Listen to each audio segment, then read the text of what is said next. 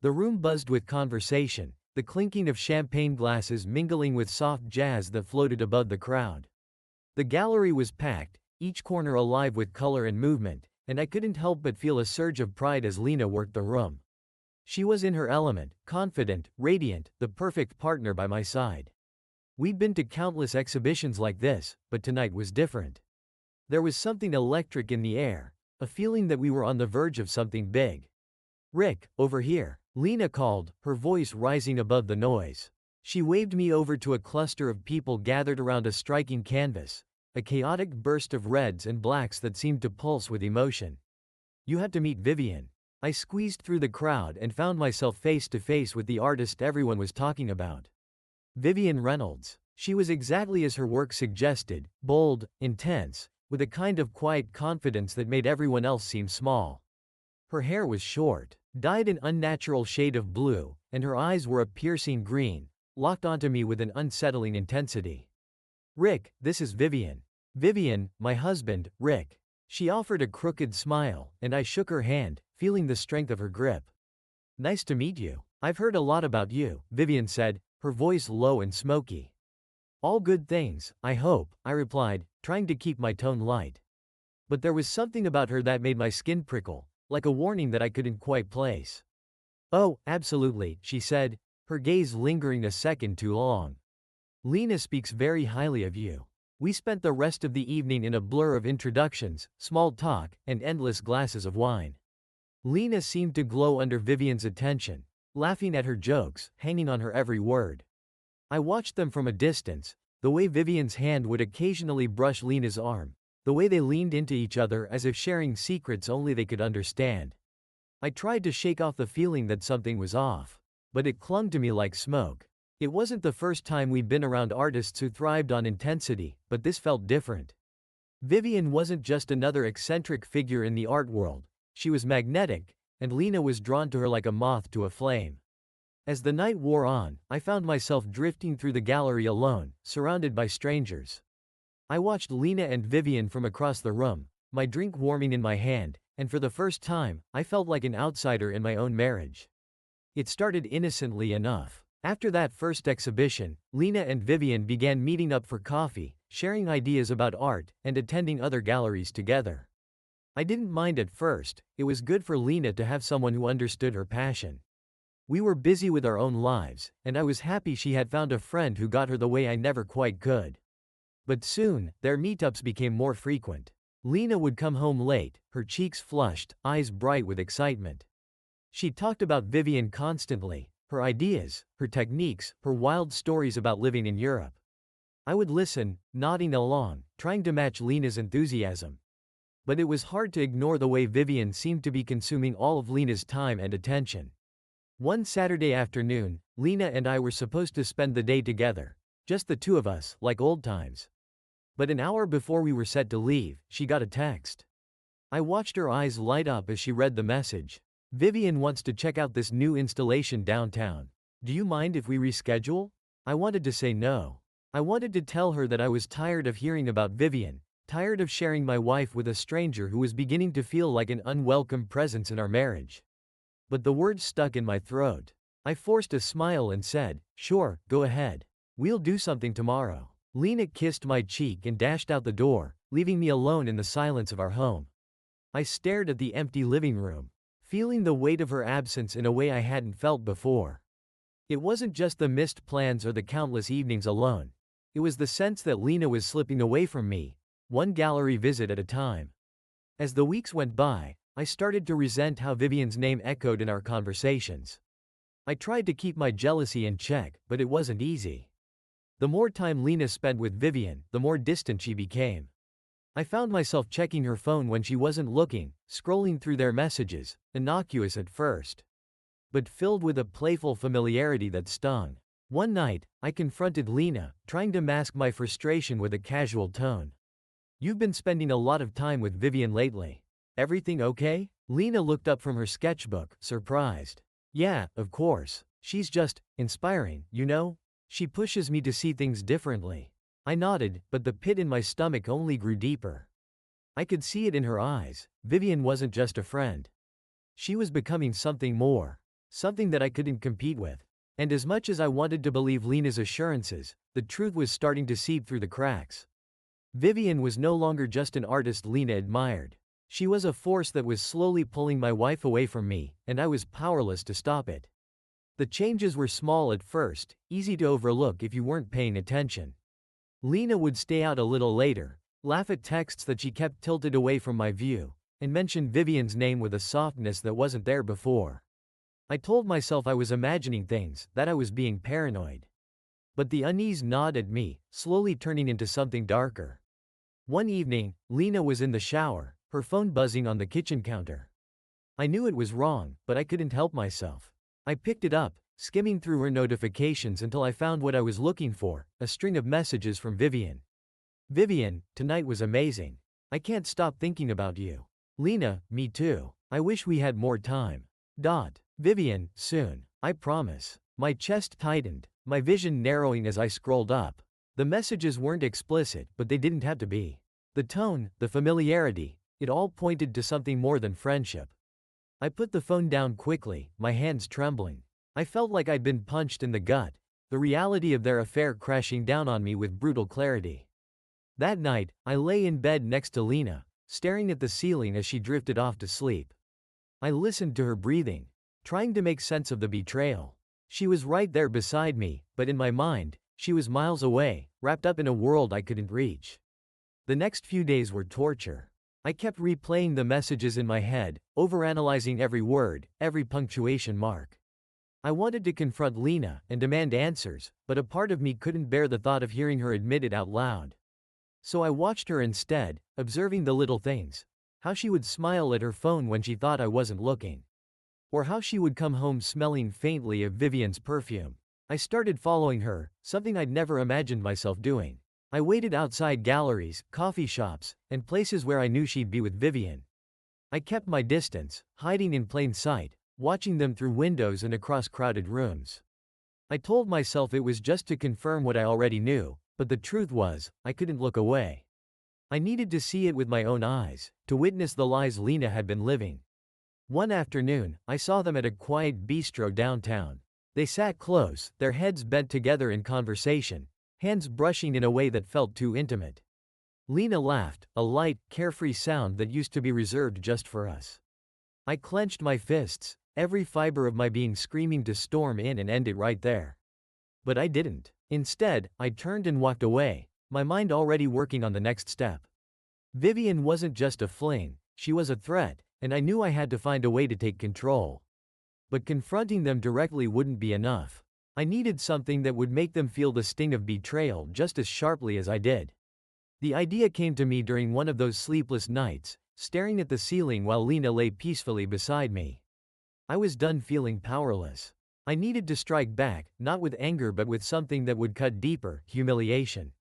I started laying the groundwork quietly. I reached out to old friends, curators, and gallery owners, pitching the idea of a new, exclusive exhibition that would showcase rising talents in the contemporary art scene. I dropped Vivian's name strategically, making sure her involvement would seem like a once-in-a-lifetime opportunity. I knew she'd jump at the chance. Vivian craved recognition almost as much as she craved Lena. Getting Lena involved was easy. I played the supportive husband, encouraging her to present her latest work alongside Vivian. She was thrilled, seeing it as a chance to step out of Vivian's shadow and shine in her own right. I smiled and told her how proud I was, all the while knowing that this would be the stage where their secrets would come crashing down. Over the next few weeks, I poured myself into organizing the event. I made sure every detail was perfect, down to the lighting and the guest list. I invited critics, journalists, and collectors, everyone who mattered in the art world. This was going to be the biggest night of their careers, and the beginning of their downfall. Lena and Vivian spent hours in the studio, working late into the night. I watched them from the doorway sometimes, pretending to be the supportive husband, even though every second in that room felt like a betrayal. They were so wrapped up in each other that they didn't see what was coming, and I made sure to keep it that way. The night before the exhibition, Lena came to me with an excitement I hadn't seen in months. She showed me her finished pieces, abstract, colorful, full of the passion that had once drawn me to her. I told her they were beautiful, but all I could see was the lies hidden in every brushstroke. "You're going to be amazing tomorrow," I said, kissing her forehead. She smiled, completely oblivious to the storm I was about to unleash. On the morning of the exhibition, I put the final pieces in place. I added a last-minute surprise to the program, a short video compilation I had prepared in secret. It was subtle, artfully edited, just enough to expose the truth without a single word spoken. It was time for the world to see Lena and Vivian as I saw them, frauds hiding behind their art.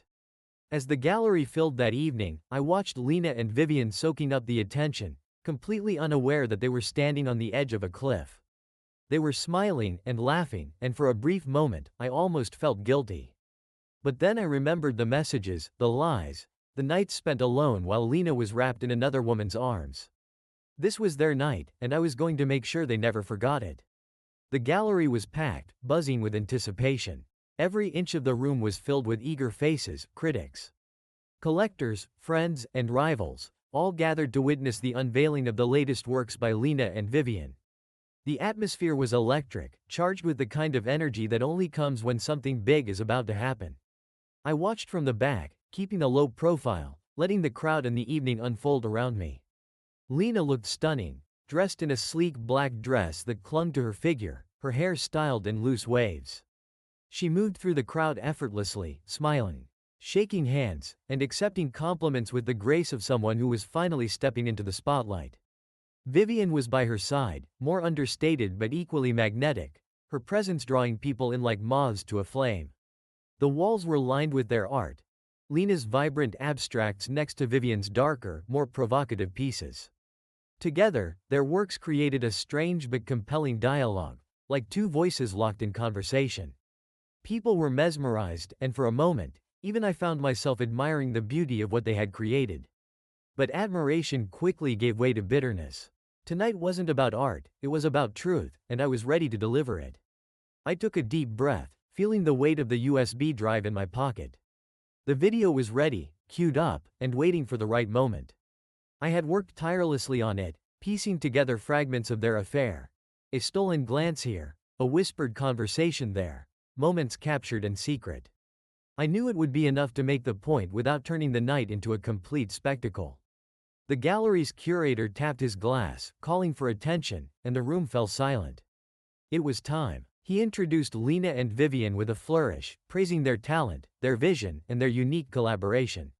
Vivian stepped forward first, speaking passionately about her work, her voice full of confidence and pride. Lena followed, her eyes shining as she talked about her journey as an artist and how much the evening meant to her. I watched them both, feeling a strange mix of anger and sadness. They were so sure of themselves, so sure of each other, completely oblivious to the fact that their carefully constructed world was about to come crashing down. As Lena finished speaking, I made my way to the front, my heart pounding in my chest.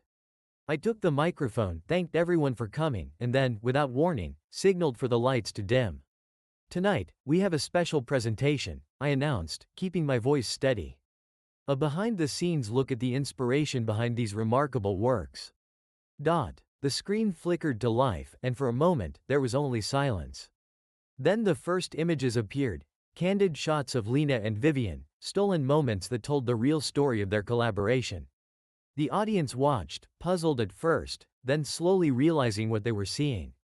The murmurs started low, a ripple of confusion that quickly turned into a wave of shock. Vivian's hand slipped from Lena's as the images continued to play, smiles exchanged in secret, touches that lingered too long. And finally, a kiss captured in the dim light of Vivian's studio. It was all there, laid bare for everyone to see. The gallery erupted in whispers and gasps, the once supportive crowd now turning into a sea of judgmental eyes. Lena's face went pale, her smile frozen as she stared at the screen. Vivian's expression hardened, but I could see the panic in her eyes. They had been exposed, their affair no longer a private sin but a public spectacle. I stepped back, letting the images speak for themselves. I could feel the tension in the room, the collective shock, the betrayal that hung in the air like a heavy fog. This was the moment I had been planning for, the moment they would finally feel what I had felt all those weeks, the sting of deceit laid bare. Lena turned to me, her eyes wide with disbelief. "Rick, what is this?" Her voice trembled, barely above a whisper. "This is the truth. Lena, I said calmly, my heart racing. The truth you've been hiding from everyone, including me. My voice laced with the bitterness I'd been holding back. You made your choices, and now everyone gets to see what those choices really are. Lena's tears spilled over, and she looked around, searching for an escape that didn't exist. Vivian stood beside her, jaw clenched, trying to maintain some semblance of composure, but her eyes betrayed her fear. They were both trapped, caught in a moment that would follow them forever. I watched them unravel, feeling a rush of vindication mixed with a hollow emptiness. I had exposed them, yes, but it didn't feel as triumphant as I had imagined. Instead, it was messy, raw, and painfully real. The art world they so desperately wanted to be part of was now turning against them, and there was no way to rewind what had just happened. The curator, red-faced and flustered, rushed to the stage, trying to regain control of the chaotic scene. Ladies and gentlemen, please. Let's respect the artist's privacy, he stammered, but the damage was irreparable. The whispers grew louder, and the crowd began to disperse, leaving Lena and Vivian to face the fallout of their choices. I stood there, watching as the two women who had once been so confident now looked lost and broken. There was no going back from this, and we all knew it. Lena's eyes met mine one last time, pleading for forgiveness, for understanding, but I had nothing left to give. I turned and walked out of the gallery, leaving them to deal with the mess they had made. The night air was cool against my skin, and for the first time in weeks, I felt a strange sense of calm. I had done what I came to do, and now it was time to move on, whatever that might look like. As I walked away, the sounds of the city swallowed me up, and I realized that this was just the beginning of a new chapter, one that none of us had planned for. The gallery's heavy doors swung shut behind me, muffling the sounds of the chaos I'd left inside. I stood there for a moment, feeling the weight of everything I'd done. It should have felt like a victory. But instead, it felt like standing on the edge of a cliff, staring down at the wreckage below. My phone buzzed in my pocket. Messages from friends, acquaintances, people who'd been there tonight. Some were offering support, others were just fishing for gossip. I ignored them all, too drained to respond. I wandered aimlessly through the city streets, letting the night air clear my head. The adrenaline had worn off, replaced by a numbness that settled deep in my bones. I found myself outside a familiar bar. The kind of place Lena and I used to go to before everything got complicated. I pushed open the door, slid onto a stool, and ordered a whiskey. The bartender didn't ask any questions, and I was grateful for the silence. As I sipped my drink, I replayed the evening over and over in my mind. I kept seeing Lena's face when the video started, the shock, the hurt, the betrayal. I thought about the moment her tears started to fall, and for a split second, I wondered if I'd gone too far. But then I remembered the messages. The late nights and the quiet whispers between her and Vivian. I reminded myself that this was the truth, no matter how ugly it looked now. Hours passed, and the bar began to empty. I stared at my glass, feeling the weight of my actions settle in. It was strange, but even after everything, I didn't feel the closure I'd been hoping for. Instead, all I felt was a hollow sense of loss, not just of Lena, but of the life we'd built together, the version of us that existed before Vivian came along. I knew there was no fixing what had been broken, but I wasn't sure what came next. I left the bar in the early hours of the morning, the city around me quiet and still. When I finally made it home, the apartment felt foreign, like a place I didn't quite recognize. I stood in the doorway of our bedroom, staring at the unmade bed, the empty side where Lena should have been. I thought about calling her, but what was there left to say? Instead, I collapsed onto the couch, staring at the ceiling as the first light of dawn crept through the windows. The exhaustion hit me all at once, and I let myself drift into a restless sleep, haunted by images of the night that had changed everything. When I woke up, it was almost noon. My head throbbed from the whiskey, and my mouth was dry, tasting of regret. I glanced at my phone and saw a barrage of missed calls and messages, mostly from Lena. I hesitated, then finally listened to the first voicemail. "Rick, please, just talk to me." Lena's voice cracked with desperation. "I know I messed up. But we need to talk about this. Call me." I deleted the message and moved on to the next. They were all the same: apologies, pleas for a conversation, and promises that felt too little, too late. I couldn't bring myself to call her back. I wasn't ready to hear her excuses or to face the full weight of what we'd both done. Later that afternoon, the doorbell rang. I opened it to find Lena standing there, eyes red and puffy, her makeup smeared from crying. She looked nothing like the composed woman at the gallery last night. She stepped inside without waiting for an invitation, her presence filling the space with tension. "Rick, we have to talk," she said, her voice raw. "What you did last night? I don't understand." I leaned against the wall, crossing my arms. "You don't understand?" I repeated, incredulous. "You've been lying to me for months, Lena. I think I'm the one who doesn't understand." She flinched, tears welling up again. "It wasn't supposed to be like this. Vivian and I." "Vivian and you what?" I cut her off, my anger flaring. "You were having an affair right under my nose. Did you really think I wouldn't find out?" Lena buried her face in her hands, sobbing quietly. For a moment, the anger softened, replaced by a flicker of the old love I still felt for her. But then I remembered everything, the deception, the nights spent alone, and the walls went back up. "It started as just friendship," she began, her voice shaking. "But then it became something more, something I didn't even understand myself. Vivian made me feel alive in a way I hadn't felt in years." I scoffed, the bitterness spilling over. "And what about us, Lena? What about everything we built together? Did that mean nothing to you?" "It did. It still does," she insisted, reaching for me, but I stepped back. "Rick, I love you. I never stopped loving you.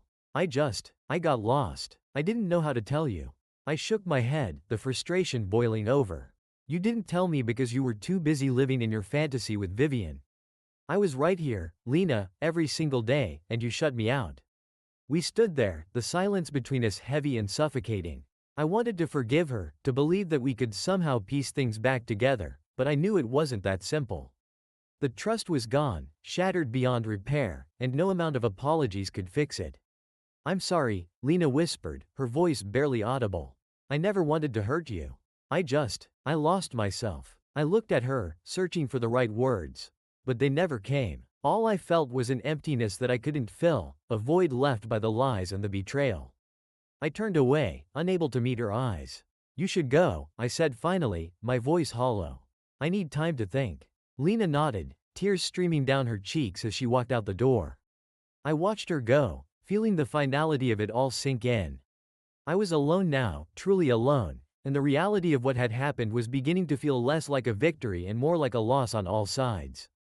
The door clicked shut, and I sat down, staring at the mess of my life laid out before me. There were no easy answers, no quick fixes, just the cold, hard truth that we'd both made choices we couldn't take back. And now, we'd have to live with them.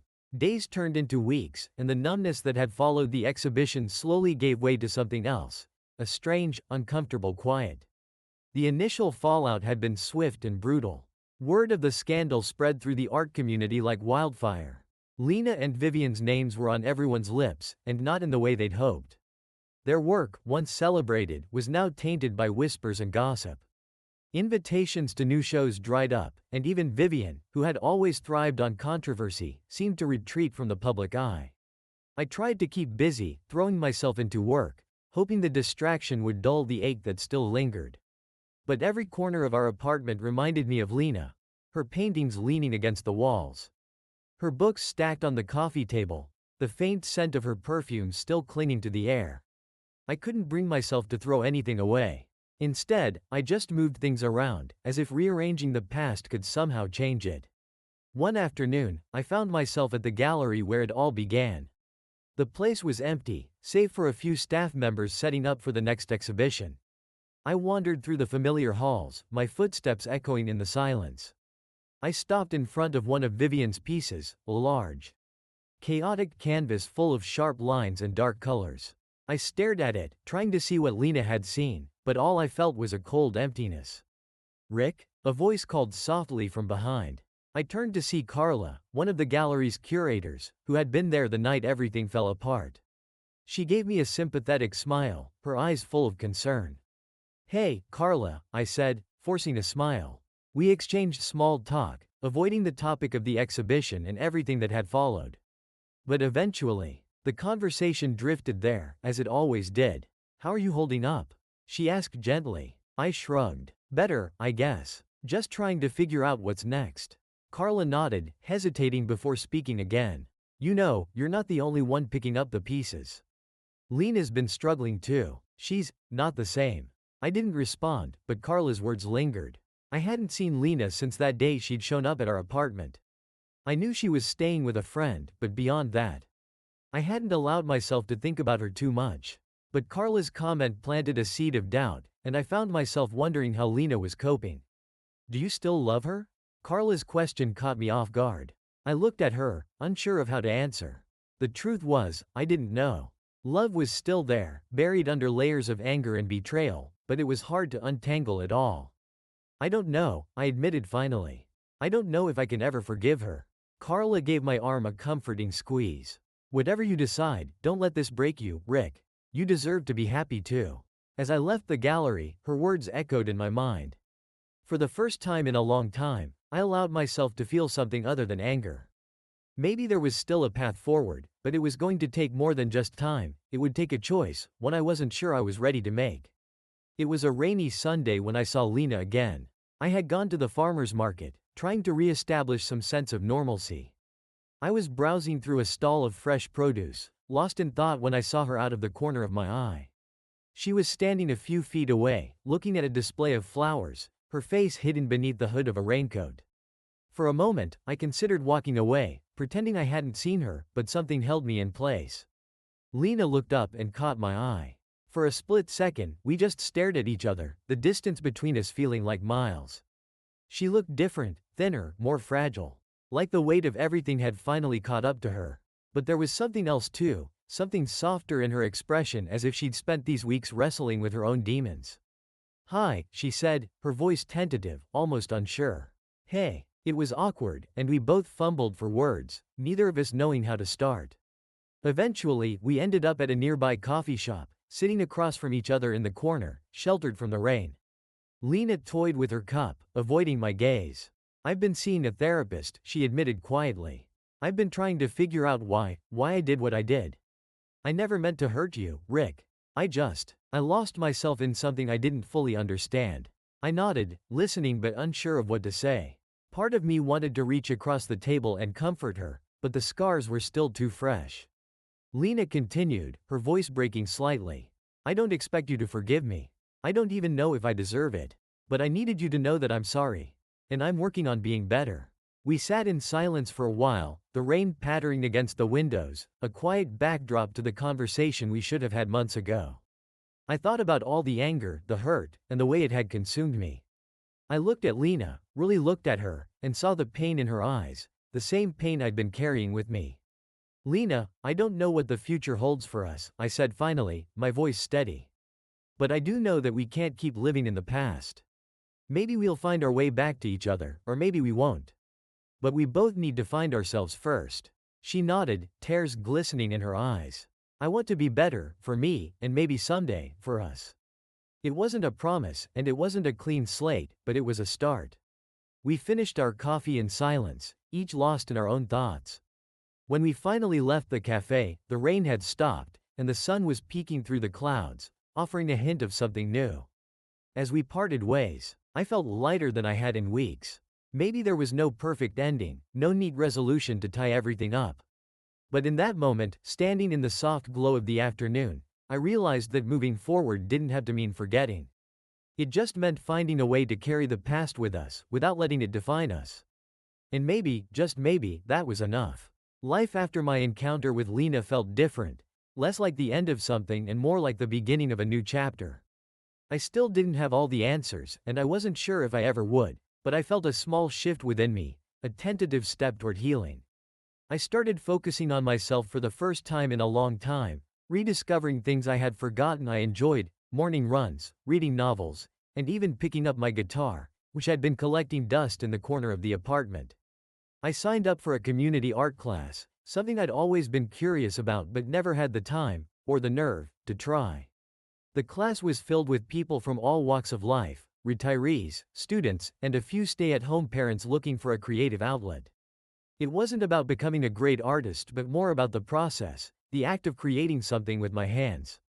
On the first day, the instructor, a middle-aged woman with a wild shock of gray hair and a cheerful disposition, asked us to paint something that represented a new beginning.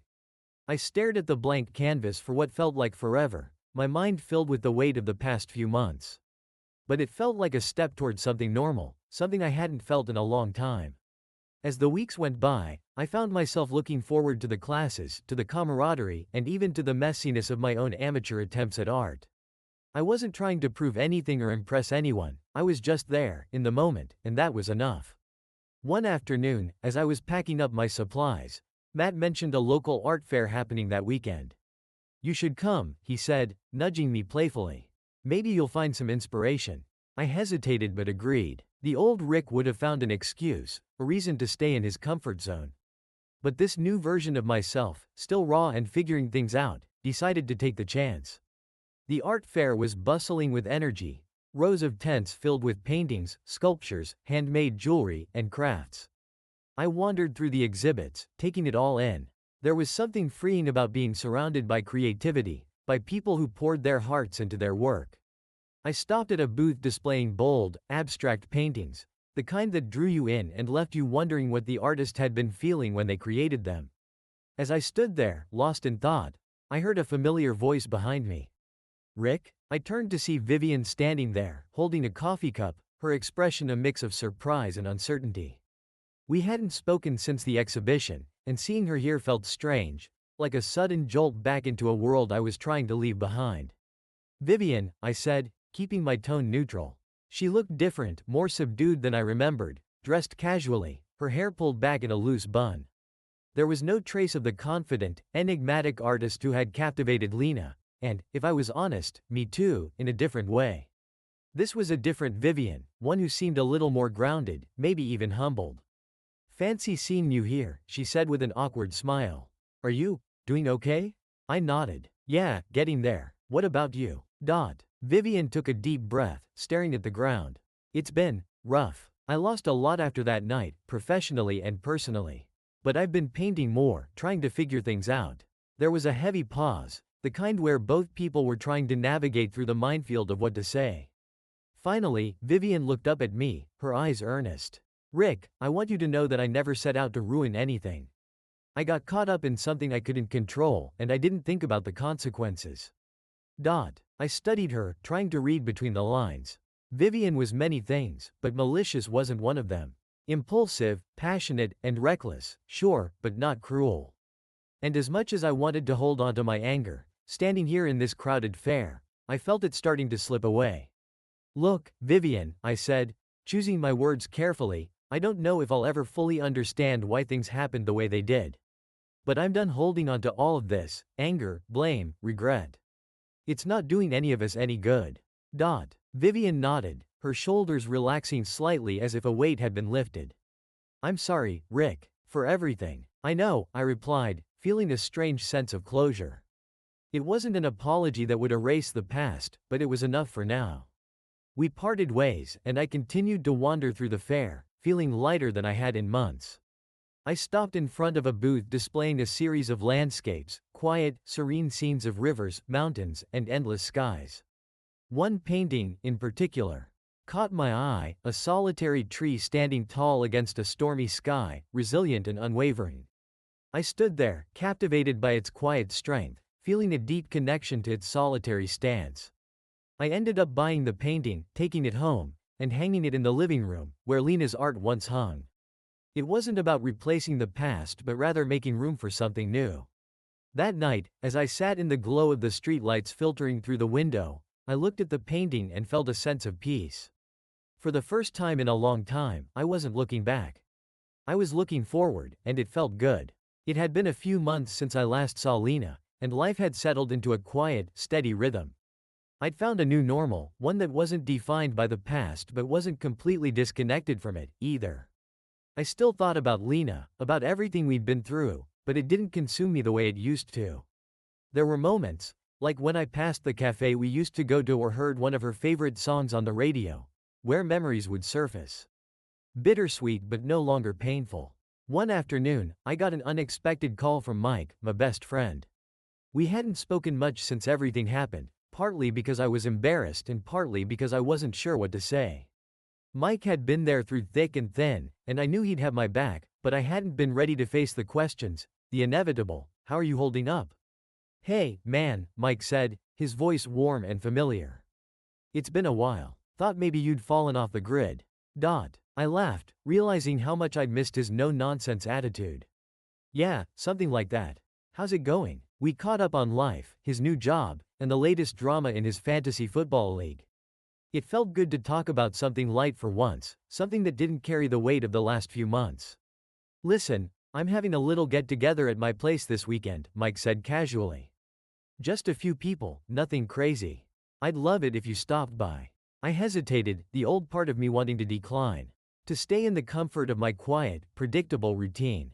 But then I remembered my promise to myself, to keep moving forward, to keep trying. Sure, sounds good. I'll be there. Saturday rolled around, and I found myself standing outside Mike's apartment, feeling a mix of nerves and anticipation. The sound of laughter and music spilled out from inside, and I took a deep breath before knocking on the door. Mike greeted me with a big grin and a bear hug, pulling me into the warm chaos of his living room. The evening was a blur of conversations, familiar faces, and the comfortable hum of a small crowd.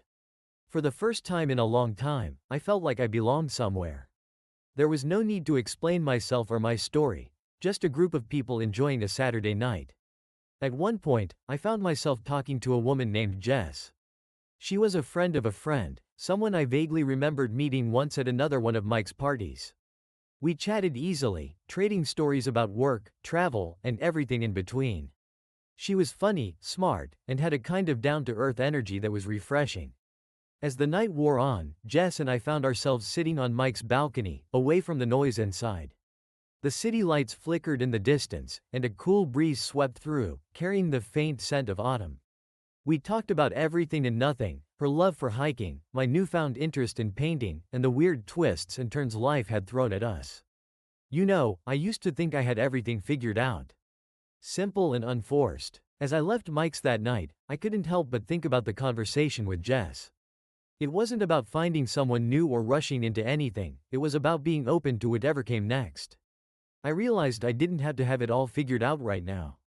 I just needed to keep taking steps, however small. A few days later, I found myself texting Jess, something casual, just a hey, it was nice talking to you at Mike's. We should grab coffee sometime. I didn't overthink it and didn't try to read too much into it. It was just a simple gesture, an open door. As I hit send, I glanced at the painting I'd bought from the art fair, the solitary tree standing strong against the stormy sky. I realized that, in its own quiet way, it had become a symbol of where I was headed. Not perfect, not unscathed, but still standing, still growing. And maybe, just maybe, that was enough. A few weeks after reconnecting with Jess, life began to feel almost normal again, or at least a new version of normal that I was learning to accept. We met up a couple of times, kept things light, and just enjoyed each other's company without any pressure. She was easy to talk to, and for the first time in a long while, I felt like I could breathe again. But just as I was starting to settle into this new chapter, the past found a way of creeping back in. It was a chilly Thursday evening when my phone rang. I glanced at the screen and saw Lena's name. We hadn't spoken since the coffee shop months ago, and seeing her number brought a flood of emotions. I hesitated, almost letting it go to voicemail, but something told me to answer. Rick, hi. Lena's voice was soft, almost tentative. I know this is unexpected, but, could we talk? I think we need to. I sighed, feeling a mix of reluctance and curiosity. Sure, what's going on? Lena paused as if searching for the right words. I've been doing a lot of thinking. About us, about everything that happened. I'm not calling to make excuses. I need to apologize. Properly. We agreed to meet at a quiet cafe downtown. It felt like neutral ground, somewhere familiar but distant enough from the places we'd once shared. As I walked in, I spotted Lena sitting by the window, nursing a cup of tea. She looked up and gave a small, nervous smile. Thanks for coming, she said as I sat down. I wasn't sure if you'd want to. I wasn't sure either, I admitted. But I'm here. So, what did you want to say? Lena took a deep breath, her hands trembling slightly as she set down her cup. I've been trying to piece everything together. To understand why I did what I did. It wasn't just about Vivian, or the art, or even the thrill of it all. I was unhappy with myself, Rick. I got lost in the chaos, and I dragged you into it without thinking about the consequences. I listened, my mind replaying the events that led us here. Lena's affair had been a betrayal, but it was also clear she'd been grappling with her own demons. She'd always been the passionate one, the dreamer, but somewhere along the line, that passion had turned self-destructive. I'm not asking you to forgive me, she continued, her voice cracking. But I needed to own up to my mistakes. I've been seeing a therapist, trying to work through all of this. I wanted you to know that I'm sorry, truly. There was a sincerity in her words that I hadn't heard before. I looked at her, really looked at her, and saw the weight she'd been carrying. It wasn't easy for either of us, but sitting across from her, I realized something important. I wasn't angry anymore. Hurt, yes. Disappointed, definitely. But the anger had burned out, leaving only the ashes of what once was. I appreciate you saying that, I finally said, my voice calm. I've spent a lot of time trying to make sense of everything too.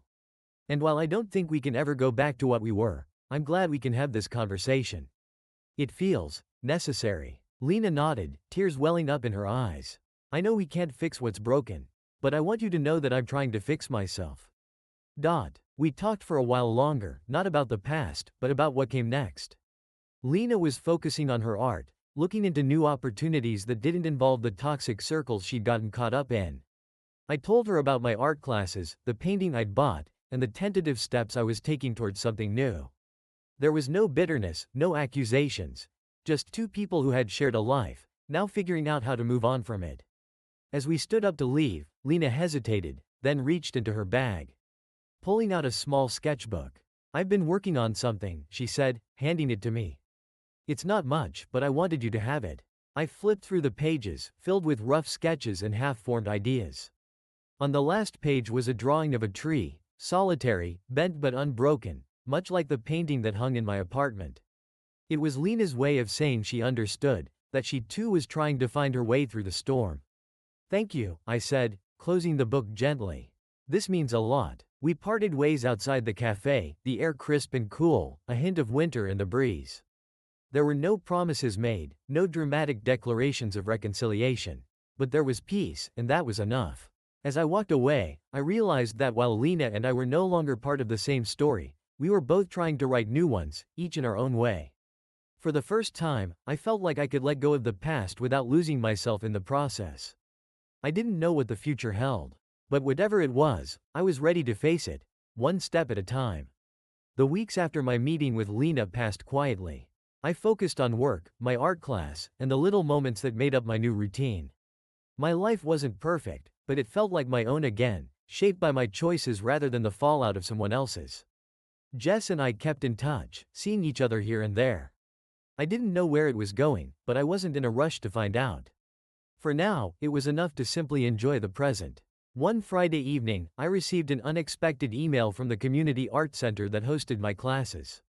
They were organizing a local exhibition, showcasing works from amateur artists in the area, and were looking for participants. At first, I hesitated. Exhibiting my work felt like a step too far. After all, I was just a guy who picked up painting to clear his head. But the idea nagged at me, and I found myself wondering what it would feel like to put myself out there, flaws and all. I ended up submitting a piece, the same one I'd painted during my first class, the burst of color against a dark background, my little attempt at capturing a new beginning. A few days later, I received an email confirming my spot in the exhibition. Part of me still felt out of place, but there was also a quiet thrill in knowing I was taking this leap. The night of the exhibition arrived faster than I expected.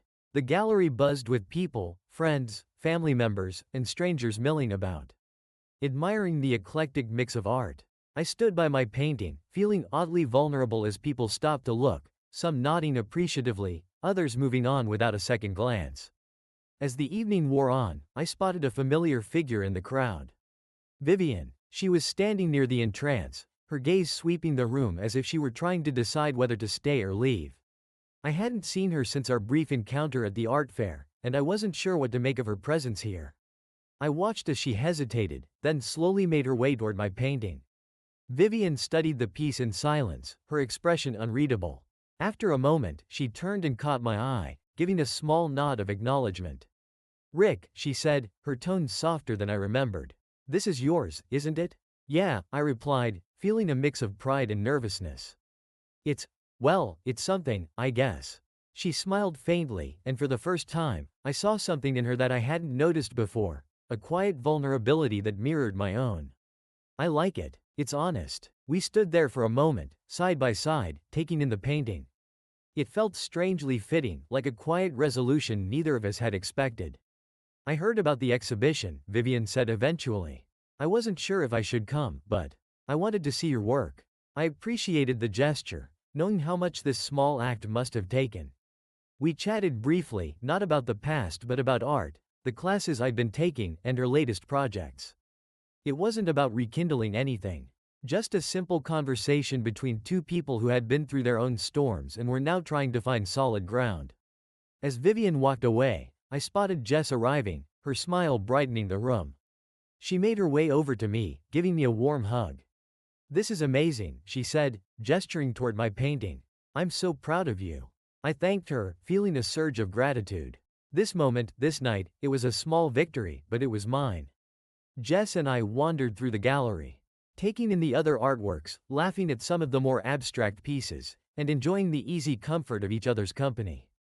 Toward the end of the evening, the gallery director made a brief speech, thanking everyone for their participation and support. As she spoke, I glanced around the room, taking in the faces of all these strangers brought together by a shared love of creation. I realized that this wasn't just an art show, it was a testament to resilience, to moving forward despite everything. When the night finally wound down, Jess and I stepped outside into the crisp night air. The city buzzed around us, alive with the hum of traffic and distant voices.